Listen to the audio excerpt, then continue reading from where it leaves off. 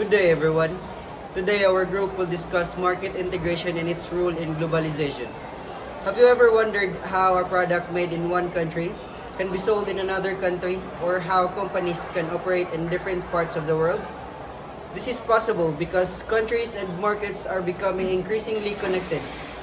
In our presentation, we will discuss our major topics. First, the role of international financial institutions in creating the global economy. Second, the globalization of production and markets. Third, the history, importance, and benefits of market integration. And finally, the attributes of global corporations. Let's begin by understanding the institutions that helps connect economies around the world.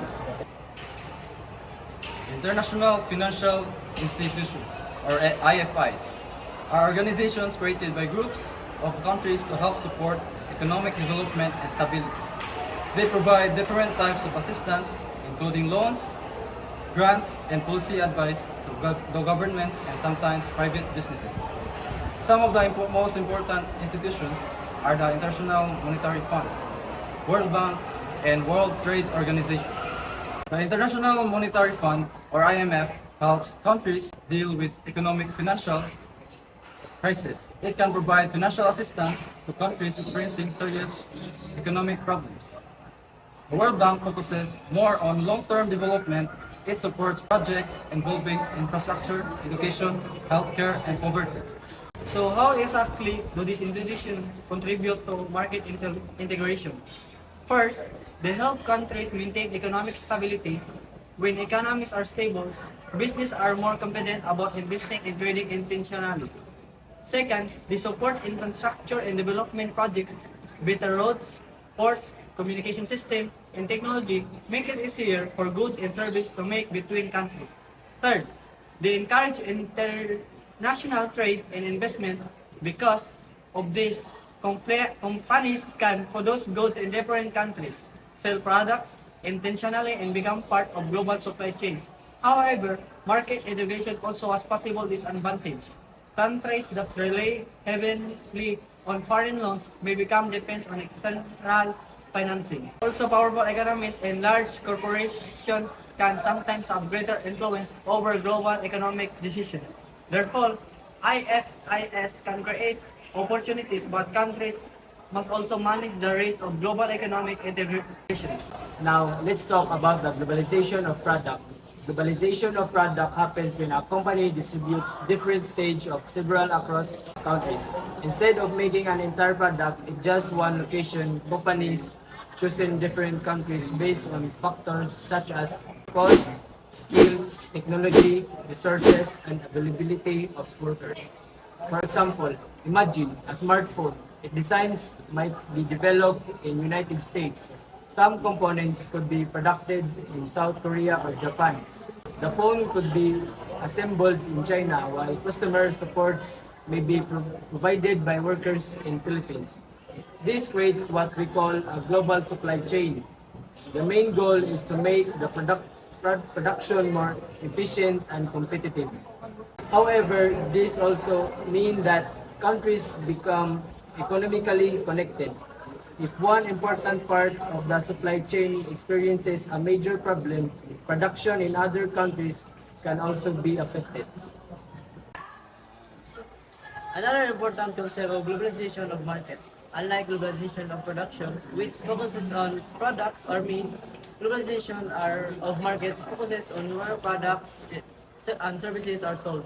It happens when different national markets become increasingly connected, begin to function as part of the larger global marketplace. For example, companies such as McDonald's and Zara operate in many countries around the world.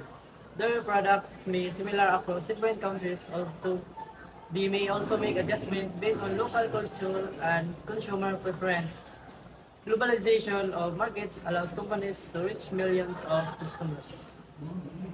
It can also provide consumers with more choices and access to products from different parts of the world. In terms, globalization of production is about making products globally, while globalization of markets is about selling products globally. market integration is not completely new idea. Its historical can be traced back to ancient trade routes such as Silk Road, where merchants exchanged goods and ideas between different regions. During the Industrial Revolution, market integration expanded even further. Mass production, railways, steamships, and other improvements in transportation allowed goods to be produced and transported more quickly and efficiently. After World War II, international economic cooperation became stronger. Agreements such as the General Agreement on Tariffs on Trade or GATT helped reduce barriers to international trade. Later, the World Trade Organization or WTO was established to continue promoting international trade and providing rules for global commerce. Today, digital technology and the internet have accelerated market integration even more. Business can now communicate, advertise, sell, and provide service across borders almost instantly. Why is market integration important? One major reason is that it creates economic independence between countries. Countries can specialize in producing goods and service where they have advantage while trading with other countries for the things they need. For example, one country may specialize in electronics while another may focus on agriculture or business services. Market integration provides several important benefits. First is lower prices and greater efficiency. Companies can produce goods where production is more efficient, which can help reduce cost. Second is greater consumer choice. People can access products and services from different countries.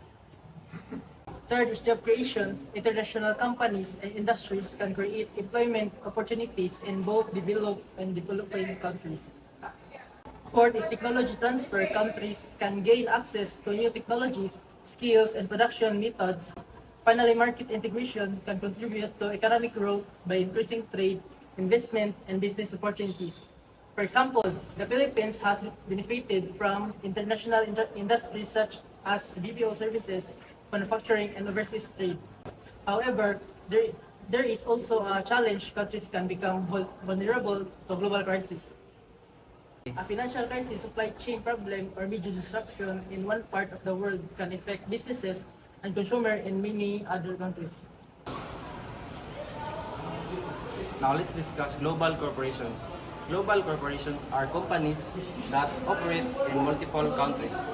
One of their main attributes is worldwide operations. They may produce, sell, and manage their businesses in different regions.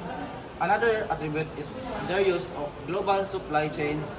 They obtain raw materials, components, labor, and services from different countries. Global corporations also have significant financial strength. Many have access to international financial markets, allowing them to invest and expand their operations. Another important attribute is technological innovation. Large global companies often invest heavily in research and development. Therefore, global corporations are important actors in the process of globalization because they connect producers, workers, consumers, and markets across countries. To summarize our presentation, market integration is the process of connecting different national economies and markets. International financial institutions such as IMF, World Bank, and WTO help support economic stability, government, and international trade. The globalization of production allows companies to distribute different stages of production across countries, while the globalization of markets allow businesses to sell their products and services to consumers around the world. Historically, market integration developed from ancient trade routes expand during the Industrial Revolution, and market integration provides benefits such as lower cost, greater consumers choices, job opportunities, technology transfer, and economic growth. Thank you for watching and we hope you learned something from our presentation.